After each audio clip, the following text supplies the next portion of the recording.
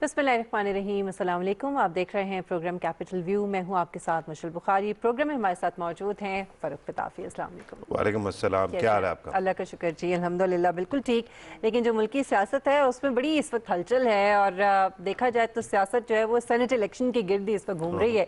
और हम ये देख रहे हैं कि एक तरफ तो हुकूमत जो है उसकी भरपूर कोशिश है कि सेनेट इलेक्शंस जो हैं उसको ज़रा उसमें तब्दीली लाई जाए तरीक़ाकार के अंदर, और उसके लिए एक तो बिल जो है वो पार्लियामेंट में पेश किया गया, फिर उसके अलावा सुप्रीम कोर्ट से जो ऑर्डिनेंस है सदाती ऑर्डिनेंस, उसके लिए मुशावरत जो है वो भी उसका सिलसिला भी जारी है। सुप्रीम कोर्ट की मुशावरत से मशरूत किया गया है इस ऑर्डिनेंस को, और इसमें कुछ तरमीम की जाएगी जिसके जरिए जो सीक्रेट बैलेटिंग है उसको बदल के ओपन बैलेटिंग में तब्दील किया जाएगा। अब देखना यह है कि जो अदालत है वो इसके ऊपर क्या फैसला देती है। और आज जो ये जो ऑर्डिनेंस है इसको बाकायदा तौर पर अब ये नाफिजुल अमल हो गया है और काबीना से इसको अप्रूव भी कर लिया गया है। तो अब इसके ऊपर कुछ लोगों के जहनों में कंफ्यूजन है कि इसका मतलब क्या, और हुकूमत को ये जल्दी क्या थी, क्योंकि जब अदालत में ये मामला था तो फिर उससे पहले ही ये ऑर्डिनेंस जो है इसको क्यों जारी कर दिया गया, और अब आगे होगा क्या, सेनेट इलेक्शंस जो है वो किस तरफ जाएंगे, क्योंकि 11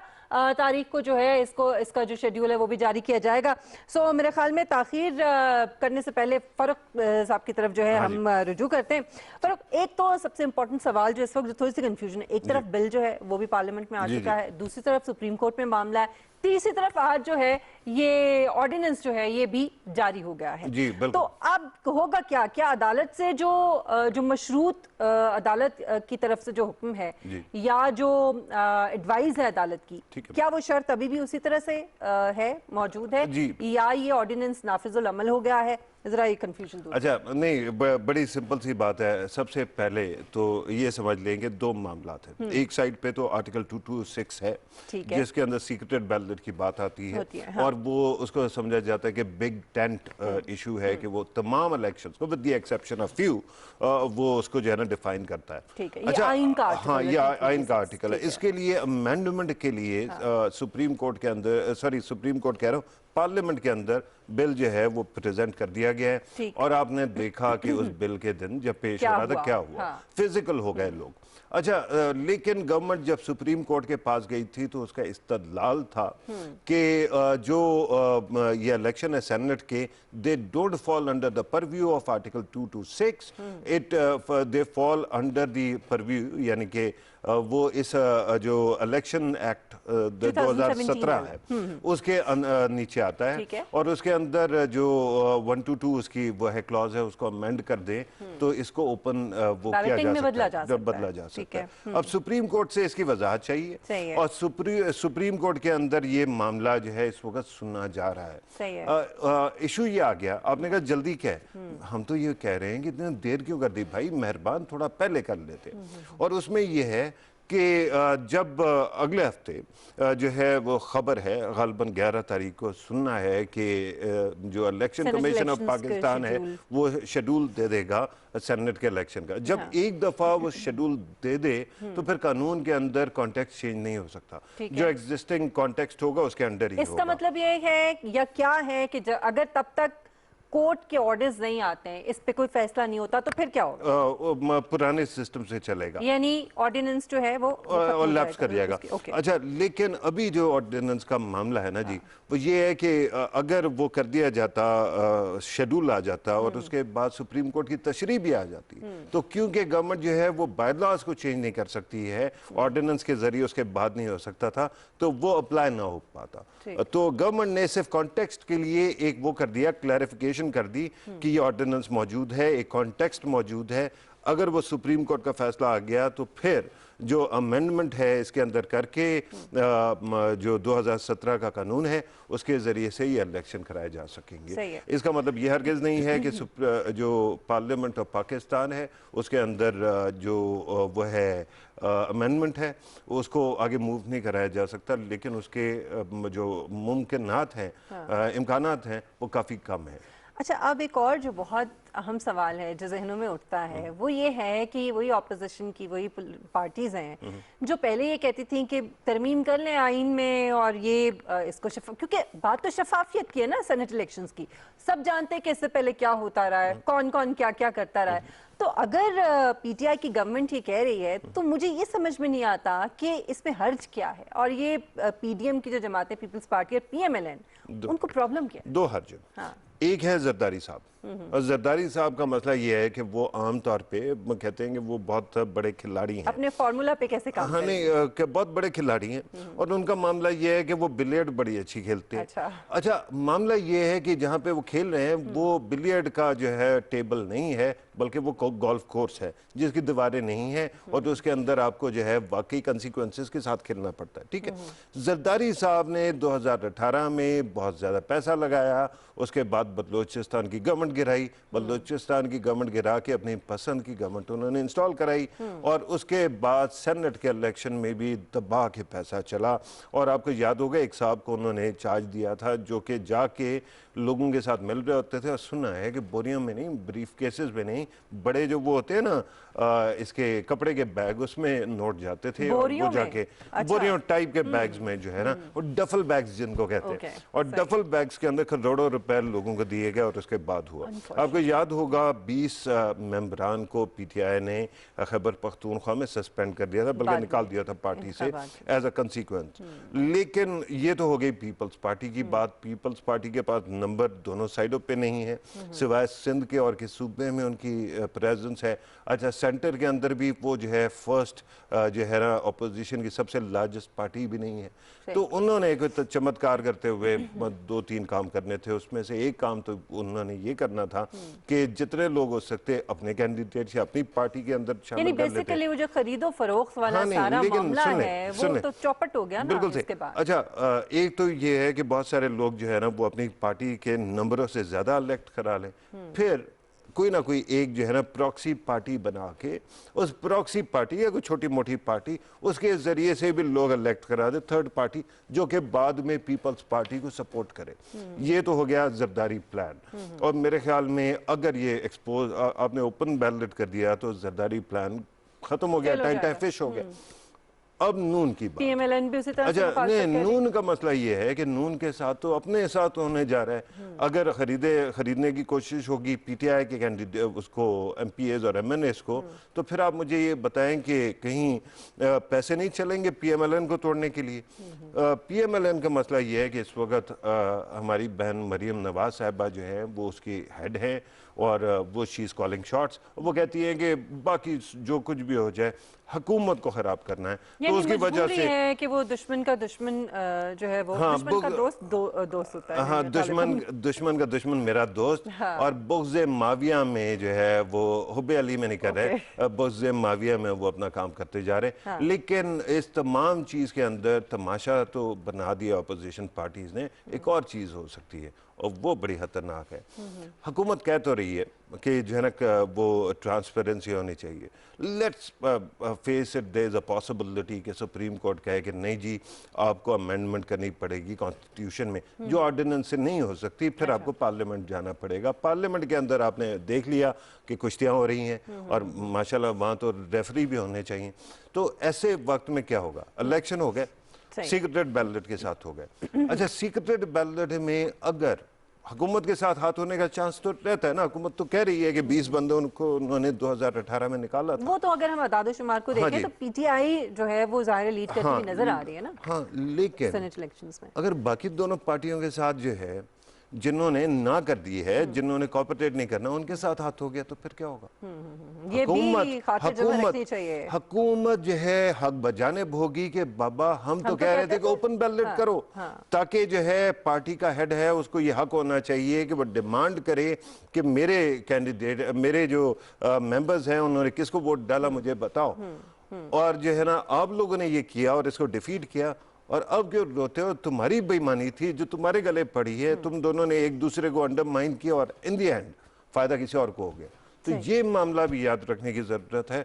इस वक्त मेरे ख्याल में जो गवर्नमेंट है वो हर साइड से 4D चेस के तौर पे खेल रही है। वो सुप्रीम कोर्ट के अंदर भी गई हुई है, पार्लियामेंट के अंदर भी गई हुई है, मीडिया के सामने भी मुकदमा है और ऑर्डिनेंस भी जारी कर दिया। अपोजिशन में जरदारी साहब 3D चेस खेल रहे हैं, जिसके अंदर वो सिर्फ और सिर्फ पैसा लगाना जानते हैं, उनके सपोर्टर्स की आदत है, तो वो कर रहे हैं। और नून लीग जो है वो 2D चेस के अंदर भी वो एक कोने में बैठी है और वो कहती है कि हमने बोर्ड को उल्टाना पड़ रहा है मजबूरन। हाँ, बोर्ड को उल्टाना है और कुछ नहीं कर सकते। ठीक है। अच्छा, एक और चीज़ ये है कि जो दोहरी शरीयत वाला जो मामला है इसमें सारा, वो उसकी ज़रूरत क्यों महसूस हुई? इसके ऊपर बड़ी तनकीद जो है वो अपोजिशन की तरफ से हो रही है। क्यों? आपको याद है पीपल्स पार्टी की हुकूमत थी, मेरे ख्याल में फरहान नाज इस्पानी साहिबा को जो है एमएनए की सीट से हटाने का मामला हो गया था और डुअल नेशनलिटी का। रातों रात पीपल्स पार्टी ने एक जो है अमेंडमेंट तैयार की थी जो एक ही दिन में पास हो गई थी और उसके बाद जो है ना सुप्रीम कोर्ट में गई, वो चैलेंज हो गई और उसके बाद उसको कैंसिल कर दिया गया। Just think, look who is talking. आप अपने वक्त पूरे बाय लॉज को और प्रोसीजर्स को, रूल्स ऑफ प्रोसीजर्स को सस्पेंड करके आप पास करा, बालाए ताक रखे। हाँ, बालाए ताक रखे, और अब आप ये कह रहे हैं, राइट। अच्छा, इसी तरह से मेरे ख्याल में जो मामला है वो ये है कि जो हमारे समंदर पार पाकिस्तानी हैं उनमें से बहुत सारे लोग पाकिस्तान के लिए काम करना चाहते हैं और उनको क्यों ना शामिल किया हाँ जी, एग्जैक्टली। लेकिन उसका मामला बड़ा सिंपल है। अच्छा, वो कहते हैं कि अगर इलेक्शन है, अगर उसके अंदर हम पार्टिसिपेट करते हैं और जो है ना हम पहले ही अपनी शहरियत छोड़ देते हैं क्योंकि वहाँ रहते हैं, हम छोड़ देते हैं और यहाँ से हार गए और यहाँ कुछ 2 नंबरी हो गई और फिर वहां से भी जाते हैं तो फिर क्या फायदा होगा? सही। तो दे वाज दिस कंडीशन कि आप जो है इलेक्शन में शामिल हो जाएं। आपका जिस तब तक आपको छोड़ने की जरूरत नहीं है अपनी दोहरी शहरियत, लेकिन जैसे आप ओहदे का हल्फ उठा लेते हैं, वो हल्फ से पहले आपको छोड़ना है। अगर आप सही है ना, तो दैट मीन्स कि उनके लिए एक रोल क्रिएट हो गया, उसके बाद वो दोहरी शहरियत को छोड़ दे।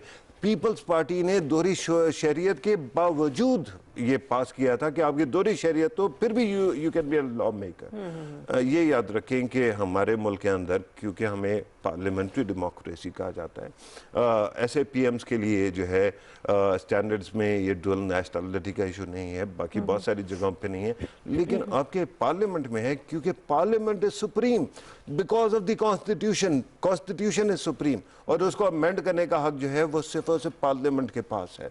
तो इस मामले में फिर ये होता है कि उसके अंदर वो कहते हैं कि डुअल नेशनल नहीं हो सकते। वी कैन अंडरस्टैंड, लेकिन जो हमारे समंदर पार पाकिस्तानी हैं जिनके पास स्किल है, जो आपके मुल्क में रेमिटेंसेस देते हैं, वतनी के ऊपर कोई उनकी शक नहीं कर सकता, वो हमसे बिल्कुल बाबा आपका मुझे नहीं पता, मुझसे बहुत अच्छे हैं वो लोग, इतने ज़्यादा जज्बाती पाकिस्तान के लिए कि वहाँ बैठ के जहाँ पे उनको कोई ज़रूरत नहीं है पाकिस्तान के लिए काम करने की, दिन रात वो जज्बाती होके काम करते हैं। तो अगर उनमें से कोई आना चाहता है तो why not actually accept, at least create an entry point जहां पे आपका मसला ना हो कि आपको ऐसी कुर्बानी ना देनी पड़े कि बाद में पता चले कि जो है मिशेल साहिबा जो है वो अमेरिका की नेशनलिटी छोड़ के आ गई, जो कि वैसे ही अब 20 साल तक नहीं मिलती है, 10 साल तक, और उसके बाद जब आके वो बैठी हैं तो जरदारी साहब, आपके पास नंबर्स भी थे लेकिन जरदारी साहब के पैसा चलने की वजह से आपको सीट नहीं मिली और फिर अपना उधर क्या मामला रह गया ना इधर का रह गया। चलिए, ये तो हम उम्मीद करते हैं तो कन्फ्यूजन काफ़ी हद तक आई होप के वो दूर होगी और दूसरा ये कि अब ये फैसले से मशरूत है तो वो सुप्रीम कोर्ट का देखते हैं कि क्या इस पर फैसला होता है। लेकिन लॉन्ग मार्च की एक और तारीख आ गई है पीडीएम की तरफ से, जनवरी में नहीं हुआ, फरवरी में नहीं हुआ, अब 26 मार्च की तारीख आई है। ये भी पता नहीं होगा या नहीं, अपने सपोर्टर्स को तो कम से कम कोई थोड़ा सा कॉन्फिडेंस में ले लें। हाँ जी, वो क्या डायलॉग है, तारीख पे तारीख, तारीख पे तारीख, तारीख पे तारीख। बात ये है कि जब आपको होमवर्क ना हो, जब आप जो है सिर्फ और सिर्फ you are running on fumes and you are running on pure spite, आप चाहते हैं सिर्फ और सिर्फ हुकूमत को किसी तरह से बुरा करें। देखिए, अभी जो मेरा मसला है ना, इस ऑपोजिशन गवर्नमेंट का तो कहते हैं ना कि जी यू टर्न लेती है, और वज़ीर आज़म ने कहा कि जहाँ पे अगर मामला समझ आ जाए तो यू टर्न बुरे नहीं होते। ऑपोजिशन तो अपने आप को कहती है कि वो यू टर्न नहीं लेती है ना, ये ऑपोजिशन वो है जिसने चार्टर ऑफ डेमोक्रेसी साइन किया था, सो कॉल्ड, जिसमें उन्होंने कहा था कि we are going to actually not topple each other, हम किसी को गिराने की कोशिश नहीं करेंगे। और फिर क्या क्या किया एक दूसरे के साथ, वो भी सबके सामने। नहीं, वो बिल्कुल किया, लेकिन अभी जो है वो कहते हैं कि हमने हुकूमत को गिराना है। अच्छा, कहते हैं कि इलेक्शन के अंदर ये हो गया, वो हो गया। इलेक्शन ए बाय लॉज किन्होंने बनाए? ये 2017 वाले लॉज इन्होंने पास कराए थे। सही। चीफ इलेक्शन कमिश्नर उस वक्त का किसने लगाया? इन्होंने लगाया। अच्छा, पूरे प्रोसीजर्स के ऊपर किसने फैसला दिया? इन्होंने दिया। और उसके बाद अगर आप हार गए तो आपने कहा कि जी अब सारी की सारी चीजें ही नाचना जाने आंगन टेढ़ा। ठीक है, आंगन टेढ़ा है और पूरा आंगन को तोड़ना पड़ेगा। ये एक मामला। दूसरा, इन्होंने कहा था कि जो है इस्तीफे देंगे। हाँ, इस्तीफे भी नहीं आए। हाँ बिल्कुल, इस्तीफे का मामला जो है वो तो आपको पता है ना, जरदारी साहब, मेरे ख्याल में इनके साथ एक बहुत बड़ी गेम हो गई। जरदारी साहब ने, उनके कुछ मामला फंसे होंगे, अभी चमगोइयाँ हैं, मुझे नहीं पता कि हुआ या नहीं हुआ। चमगोइयाँ ये हैं कि जरदारी साहब चाहते थे कि किसी तरह से कोई सेटलमेंट हो जाए, कि हुकूमत को वो 5 साल भी दें, लेकिन उनको 5 साल सिंध में मिलें और वो जेल में भी उनको ना जाना पड़े, और ख़ास तौर पर उनकी तो खैर है, उनके हमशीरा को ना जाना पड़े। तो इस तमाम चीज़ के अंदर उनको लग रहा था कि मामला कहीं फंस गया है, तो उन्होंने नवाज शरीफ को कहा, ऐसे इशारा करके बुलाया, उनकी पूरी की पूरी पार्टी हाजिर हो गई, उन्होंने उनको और फजल रहमान साहब को इस्तेमाल किया, खूब एक हवा क्रिएट किया गया, और जब मामला तय हो गया तो उन्होंने कहा हम रिजाइन नहीं करते। तो ये मामला है, यानी वही मुफाहमत और मसलहत फिर आड़े आ जाती। तो अब मामला ये है कि लॉन्ग मार्च। अच्छा, फिर तीसरा यू टर्न ऑपोजिशन का, कहते थे, याद है हम इसी चैनल पे, आप तो नहीं थी, मैं यहीं पे होता था, तो उस ज़माने में हमें लेक्चर दिया जाता था, हमें कहा जाता था कि कहो कि धरने और ये लॉन्ग मार्चें ये बहुत बुरी हैं और ये ख़तरनाक चीज़ें हैं। भाई अब आप क्यों कर रहे हैं? ठीक है ना, इलेक्शन एक्सेप्ट करना आपने छोड़ दिया। हालात ये हैं कि खुद जो है डुअल नेशनलिटी की बात करते थे, इनका चार्टर ऑफ डेमोक्रेसी में ये डिसाइड हुआ था कि they are going to reform NAB, right? और अपने 10 साल में नैब को रिफॉर्म नहीं किया। अच्छा, फिर जो है जो नैब का चेयरमैन है, इन्होंने लगाया, और फिर उसके ऊपर इल्जाम, और इन तमाम चीज़ों को करने के बाद अब जो है ना, वही लोग जो कहते थे हुकूमत को गिराना नहीं चाहिए, हम तो जमहूरियत के लिए, वो हुकूमत को गिराने की कोशिश कर रहे हैं भाई। यानी कि या तो मेरे तरीके से चलो, वरना जो है कोई काम नहीं होगा। वही है ना कि तुम्हारा कुत्ता कुत्ता, मेरा कुत्ता टॉमी। ठीक है, अगर मैं जो है अपने काम में मुझे हुकूमत में नहीं लाओगे तो फिर भाड़ में गई जमहूरियत, सारी की सारी गेम भाड़ में गया ये सब अपने कुछ, मफादात और इक़्तिदार की गेम जो है वो नजर आ रही है। बहरहाल देखते हैं कि ये लॉन्ग मार्च जो है, अब ये तीसरा जो ऐलान किया गया लॉन्ग मार्च का, ये अब मार्च में होता है, 26 मार्च इसकी तारीख है, ये होता है या नहीं होता। और सेनेट इलेक्शंस जो हैं उसके हवाले से भी जो कन्फ्यूजन है ये भी कुछ दिनों में क्लियर हो जाएगी। नाज़रीन, एक ब्रेक लेना है हमें, यहाँ ब्रेक के बाद वापस आते हैं अपने अगले मौजू के साथ, हमारे साथ रहेगा।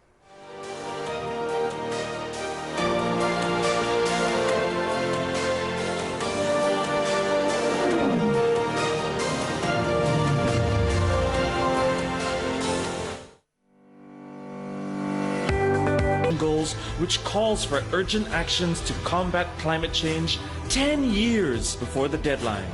It's not America, the UK, or Australia. It's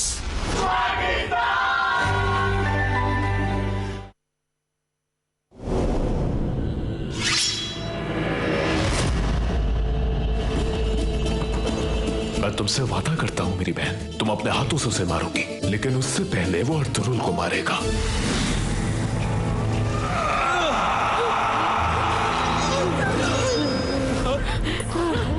चले गए हमें छोड़कर।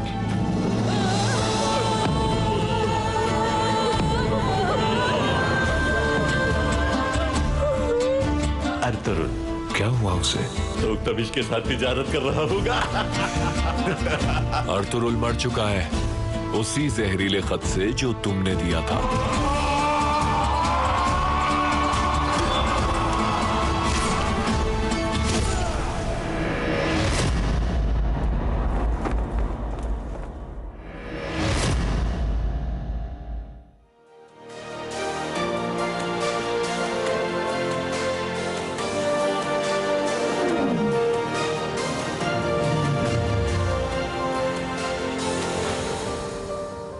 वेलकम बैक नाज़रीन।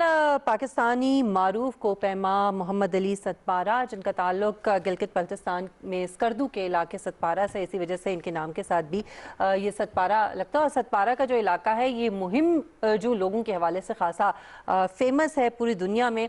दुनिया की दूसरी बुलंद तरीन चोटी K2 को सर करने के लिए और ख़ास तौर पे सर्दियों में सर करने के लिए ये टीम जो है, ये मुहिम जो उनकी टीम जो है ये निकली और लम्हा बलम्हा ये मुसलसल कई दिनों से अपडेट कर रहे थे अपने इस मुहिम के हवाले से। और एक बहुत ज़्यादा एक्साइटमेंट और बड़ा जोश और वलवला जो है वो लोगों के दिलों में भी इन्होंने जगा दिया, क्योंकि वो लग रहा था कि ये बस पहुँचने वाले, अभी पहुँचे कि अभी पहुँचे। और लास्ट जो इनकी ट्वीट थी, ये जब इनका राब्ता हुआ वो जुमे की शाम 4 बजे हुआ, जिसके बाद से अब तक इनका किसी किस्म का कोई राब्ता नहीं हुआ।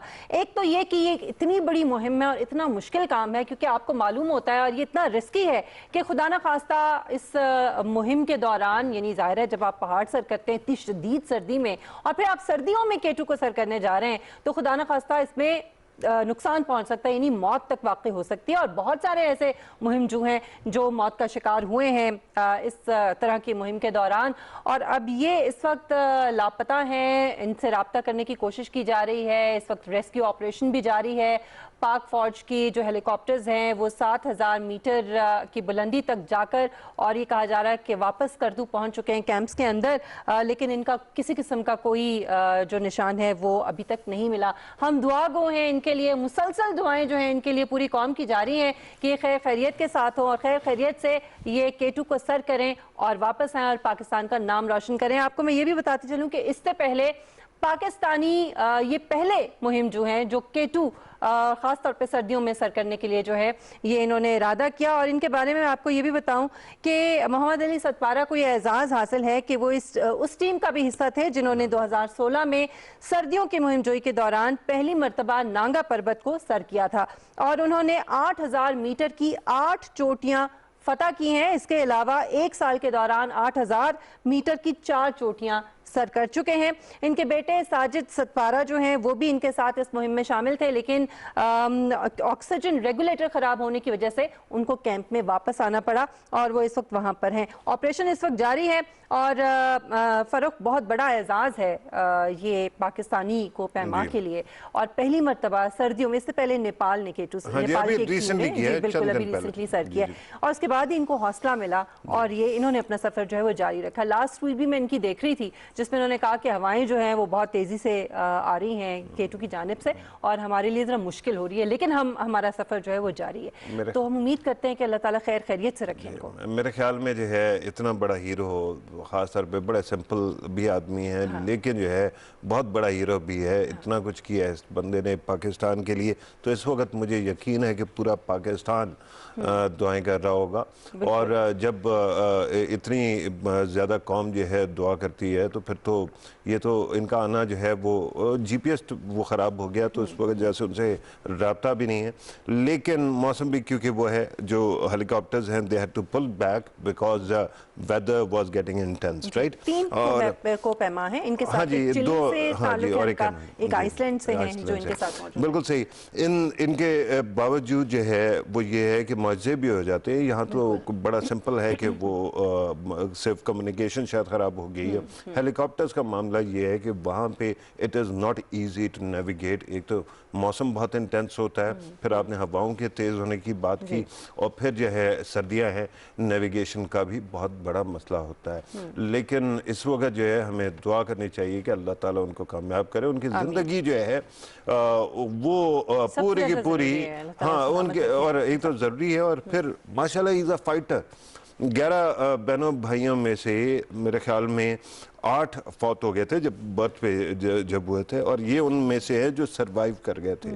और इनकी ज़िंदगी के अंदर बहुत मुश्किलें आई हैं और उसके बावजूद जहाँ तक पहुँच गए। तो इंशाअल्लाह ताला मेरा फाइटर भाई जो है वो खैर खैरियत से आएगा और हम जो है ये खुशी की खबर अपने व्यूअर्स के साथ शेयर भी करेंगे और मुबारकबाद देंगे कि वो सर करके आए। इंशाअल्लाह हम कोशिश कर रहे हैं। सरबाज वो भी एक कोपैमा है, इनके शागिर्द भी हैं और इस सारी जो इनकी एक्टिविटी है उसके हवाले से अपडेट भी करते रहे मुसलसल। मुसलसल कि उनसे हमारा राब्ता और हम उनसे पूछ सकें कि इस वक्त उनके पास क्या इत्तलात हैं।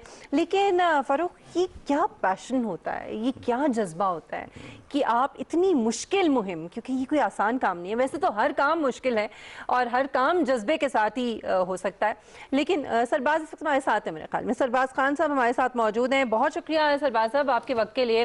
सरबाज, मुझे बताइएगा आपके पास क्या इत्तलात हैं, आखिरी मरतबा आपका राब्ता कब हुआ? क्योंकि मेरे ख्याल में जो उनकी टीम है उसकी तरफ से आप ही शायद अपडेट कर रहे थे सोशल मीडिया पर भी, if I am not wrong. अस्सलाम वालेकुम। जहाँ तक ये इंफॉर्मेशन है कि उनका आखिरी दफा कल तकरीबन कोई 40 घंटे से उनके साथ कोई कंटेक्ट नहीं हो पा रही है। अच्छा। तो उसका बेटा जो साजिद है वो अभी बेस कैंप पहुंचे हुए हैं और आज अस्करी एविएशन जो कि रेस्क्यू के लिए उनके तकरीबन 7000 की एलिवेशन पे जाकर उनको देखा गया है, लेकिन वहाँ कोई ऐसा कोई उनको आसार नजर नहीं आ रहे हैं। बस हम इस वक्त दुआ ही कर सकते हैं कि अल्लाह उनको अपने सामान में रखे और सही सलामत वो कैंप 3 की तरफ आए। अभी तक यही इत्तलात। सरबाज साहब, आप क्योंकि इस ट्रेन को भी जानते हैं, आप इस आर्ट को भी जानते हैं, मुझे ज़रा ये बताना पसंद करेंगे कि कितना यूजुअल है राब्ता कट जाना और इतने टाइम तक कटा रहना? पहले भी हो चुका है कि और मिशंस गए हों और वो कम्युनिकेशन में ना रहे हों, लेकिन खैर खैरियत से वापस आ गया? बिल्कुल, समर की बात करें तो समर का डिफरेंट है और विंटर में आपको पता है कि वहाँ पे विंड और ऑक्सीजन की कमी और इस तरह ठंड, खासकर लास्ट नाइट -3 कहा जाता है, तो इसमें सरवाइव करना तो आपको पता है कितना मुश्किल होगा। बहरहाल अली जो मोहम्मद अली सातपारा है, मेरा उस्ताद भी है, हमने साथ तकरीबन 4-8 पीस हमने साथ सबमिट की है। अच्छा। तो वो एक बहुत ही बहादुर, न सिर्फ पाकिस्तान का नहीं फिर पूरे दुनिया का एक माना हुआ क्लाइंबर है। इंशाल्लाह वो सरवाइव करेगा।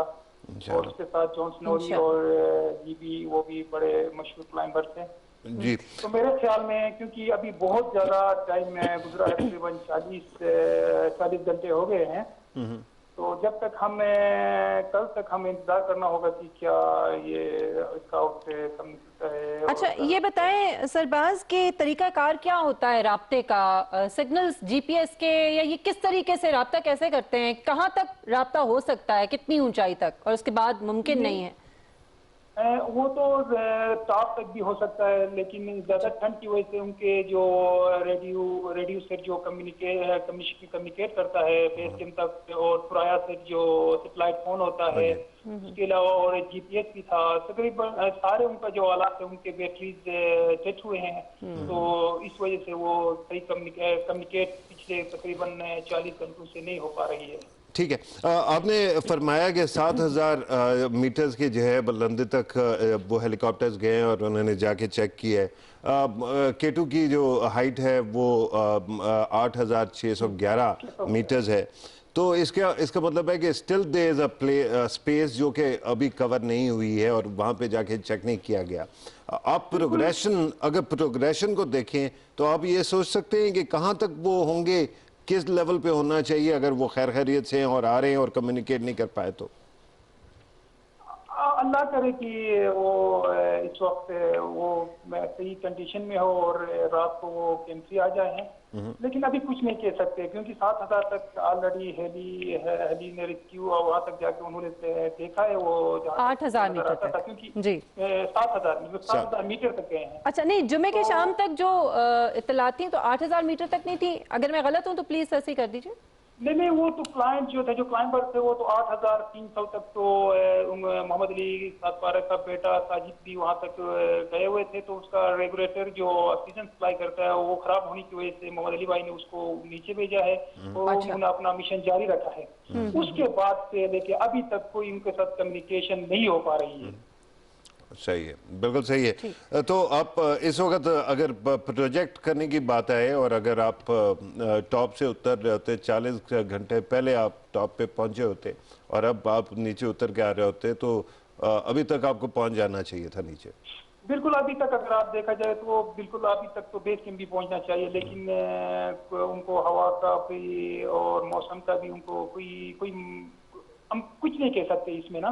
जब तक प्रॉपर तरीके से वहाँ पे दोबारा से कल हो सकते हैं या दोबारा जाए और देखे, अगर मौसम ठीक रहा तो, क्योंकि कल पिछले टाइम से मौसम का थोड़ा वो भी हुआ है कि बादलें। अच्छा सरबाज, ये भी बताइएगा कि कितने दिन तक का उनके पास जखीरा होता है, यानी क्या कोई अद्वियात साथ रखते हैं, कोई ऐसा खास इक्विपमेंट, ऑक्सीजन ज़ाहिर होती है, खाने पीने की चीज़ें होती हैं, यानी अगर राब्ता मुनक़ता हो जाए, मौसम बहुत ज़्यादा ख़राब हो जाए, तो कितने दिन तक का उनके पास ज़खीरा होता है?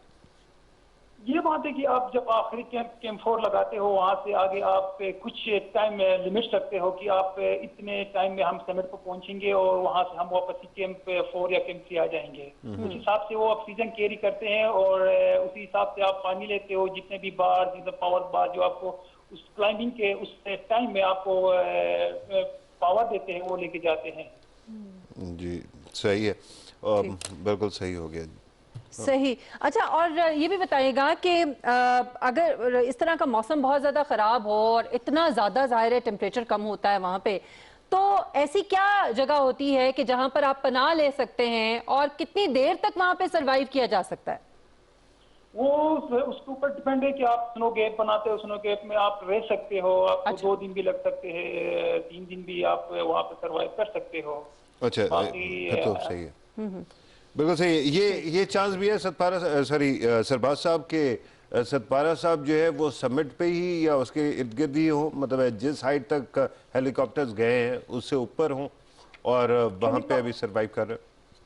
हेलीकॉप्टर का तो इतना वो नहीं है, हेलीकॉप्टर 7,200 से ऊपर अभी तक तो नहीं गया ना। रेस्क्यू का ये वो है कि आप पहाड़ पे आप जो खासकर विंटर में हवाएं तेज होती है और इस तरह के काफी समर के लिहाज से विंटर बहुत ज्यादा टफ होता है, इस लिहाज से भी रेस्क्यू के हवाले से भी।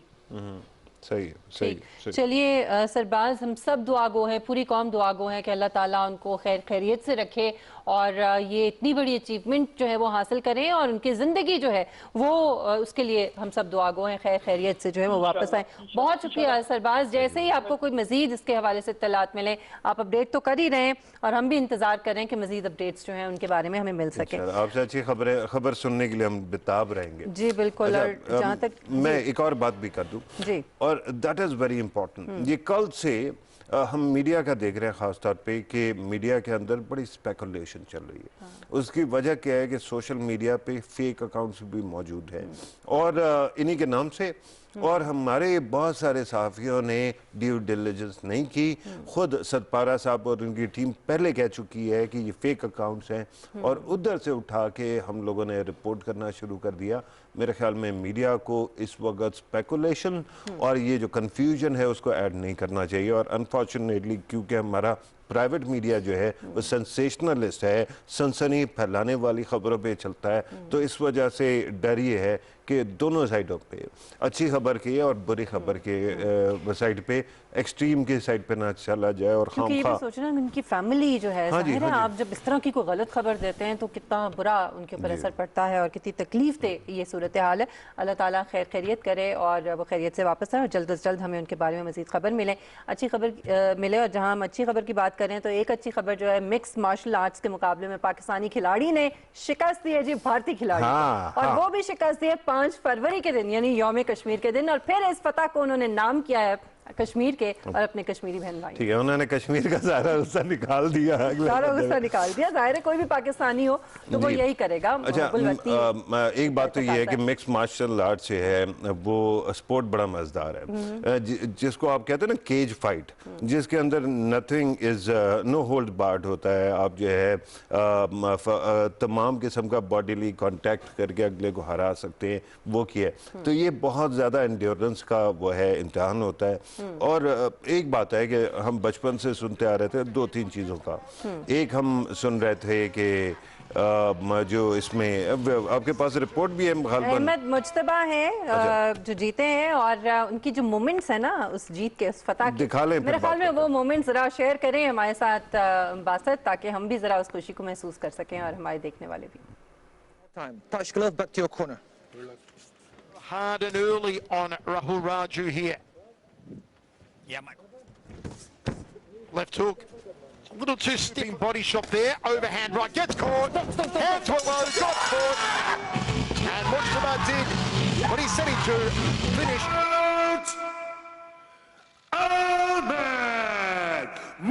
जबरदस्त। और खुशी का जो मुजाहिरा वो आप देख सकते हैं। बिल्कुल सही है, मेरे ख्याल में है। और मैं ये कह रहा था कि हम कम से कम मैं अपने बचपन से सुनता आता था कि 3-4 चीज़ें हैं जिसमें हम कुछ करते हैं। हॉकी, क्रिकेट, स्नूकर हो गया, स्क्वॉश, कभी कभार हमने सब में चैंपियन थे। नहीं वो है, लेकिन ये कहा जाता था कि हमारा जो पोर्टफोलियो है वो कम है और हम बहुत ज़्यादा वैरायटी नहीं लेके जाते। जब ओलंपिक्स में जाते हैं, जब कहीं और जाते हैं, तो हमारे पास चंद स्पोर्ट्स होती हैं जिसके अंदर हम कंटेस्ट कर पाते हैं। लेकिन अब जो मिक्स मार्शल आर्ट्स है ये आपको बता रहा है कि पाकिस्तान के अंदर ज़्यादा डाइवर्सिटी इन स्पोर्ट्स भी आना शुरू हो गई है, क्योंकि एक तो एक स्पोर्ट का होना और फिर उसके अंदर इतना एक्सेल करना। और ख़ास तौर पे इंडिया, देखें इंडिया जो है ना वो बिल्कुल पैम्पर्ड ब्रैट्स हैं, उनके पास पैसा बहुत है, दुनिया भर की अटेंशन मिलती है, सपोर्ट करता है अपने खिलाड़ियों को, जो हमें भी शायद करना मजीद करना चाहिए। नहीं, मसला ये है ना कि पाकिस्तान उनको स्टाइफल करने की कोशिश नहीं कर रहा है इंडिया को।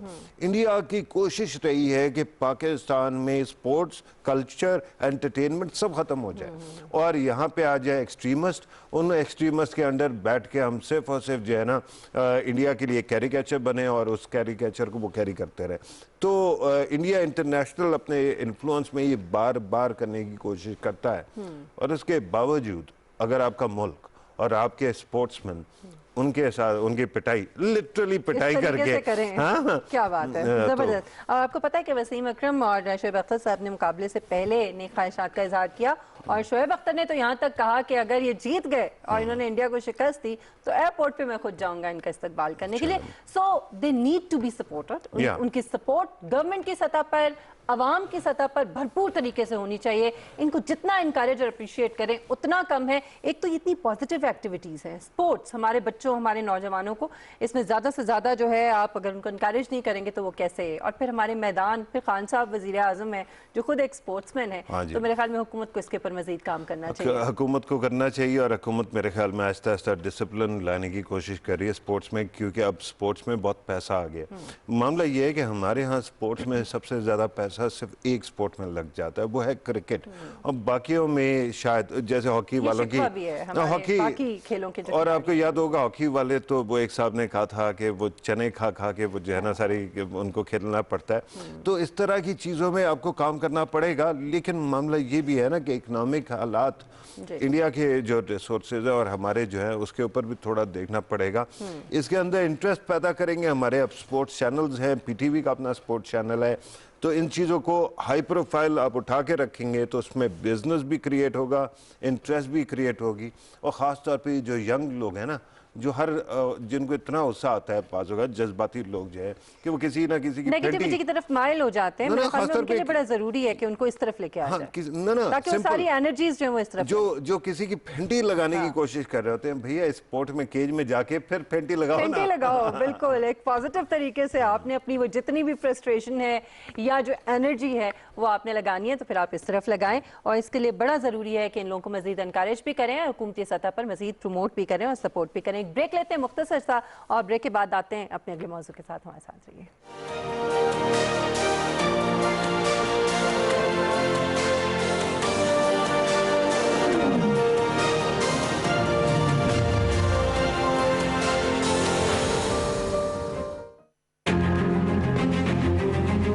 आज़ाद जम्मू और कश्मीर के लिए लॉन्च कर रहे हैं हेल्थ कार्ड। 12 लाख खानदानों को एक हेल्थ इंश्योरेंस मिलेगी। 350 अस्पताल होंगे प्राइवेट और गवर्नमेंट के सारे पाकिस्तान में कि वो जाके अपने हेल्थ कार्ड से कहीं भी जाके अपना इलाज करवा सकें। फैसला किया है कि सब मुकम्मल तौर पे हर पख्तूनख्वा के शहरी को हेल्थ कार्ड मिलेगा। पंजाब में 60 लाख खानदानों को पंजाब गवर्नमेंट अब तक दे चुकी है हेल्थ कार्ड और उनकी भी कोशिश है कि 2021 के आखिर तक हर खानदान के पास हेल्थ कार्ड होगा। आज़ाद कश्मीर का मैं इसलिए खुश हूँ। दूसरी तरफ कश्मीर में लोगों को पता चलेगा जो आजकल बड़ी मुश्किलों में हैं, जिनके ऊपर एक फैशिस्ट जालिम हुकूमत है मुसलमानों के लिए और कश्मीरियों के लिए, उनको एक पैगाम जाएगा कि देखें हम अपने लोगों को कैसे रखते हैं।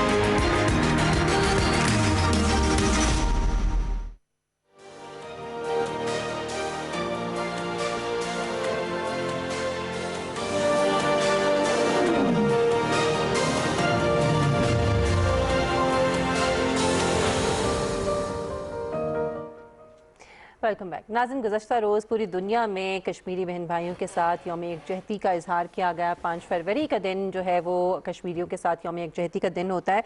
यहाँ तक कि हमने देखा कि न्यूयॉर्क की जो रियासती असम्बली है उसमें 5 फरवरी को बतौर यौम कश्मीर और अमेरिका मनाने की करारदाद मंजूर की गई। यानी अब ये नज़र आ रहा है कि किस तरीके से दुनिया भर में रिकग्नाइज किया जा रहा है मसला कश्मीर को, और एक मुतनाज़ा एक बहुत बड़े मसले के तौर पर अब इसको माना जा रहा है। और जो भारत का जुल्म और बर्बरियत है कश्मीरियों के साथ गुज़श्ता 70-72 सालों से मुसलसल, और फिर 2019 में 5 अगस्त 2019 के बाद से जो कुछ कश्मीर के अंदर हो रहा है, मकबूजा कश्मीर के अंदर, उसको देखते हुए अब दुनिया भर से आवाज़ें जो हैं वो उठने लगी। और ये कोई पहली मर्तबा नहीं है, इससे पहले बरतानवी पार्लियामेंट के अंदर भी 10 पार्लियामेंटेरियंस जो हैं, अरकान पार्लियामेंट और वज़रा समेत इन सब लोगों ने जो है वो कश्मीरियों के हवाले से बात की, और जो बेहिसी है भारत की उसके हवाले से भी इन्होंने बात की, और जिनमें जेम्स डेलियन हैं, जॉन स्पिनर हैं, सारा ओवन हैं,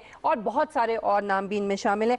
फ़ारूक, आप समझते हैं कि अब एक तो पाकिस्तानी हुकूमत और फिर वज़ीर आज़म इमरान खान साहब ने जिस तरह UN जनरल असम्बली के अंदर जब खिताब किया था गुज़श्ता बरस से पहले, पिछले साल, और वो जिस तरीके से पिन ड्रॉप साइलेंस था और पूरी दुनिया ने उसको सुना, और फिर उसके बाद पूरी जो हमारी खारजा पॉलिसी है कश्मीर के हवाले से उसमें जो हमने ज़रा थोड़ा देखा कि एक्टिविटी नज़र आई, आप समझते हैं कि उसका असर है?